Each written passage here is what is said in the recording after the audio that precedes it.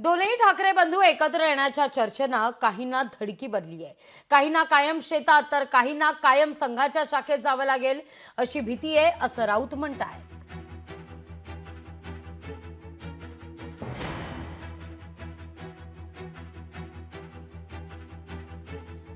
काहींना कायम शेतात जावं लागेल तर काहींना कायम संघाच्या शाखेत जावं लागेल असं म्हणत संजय राऊत यांनी या सगळ्या प्रकरणी टीकास्त्र डागले.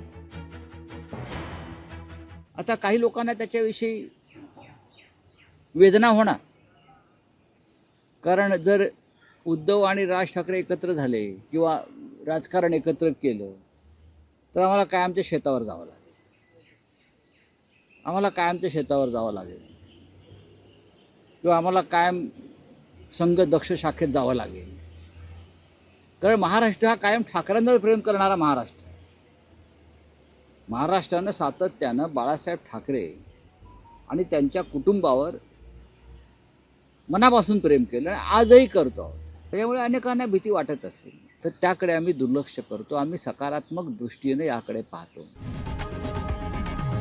लोकशाही मराठी ऐका, पहा, जागरूक रहा.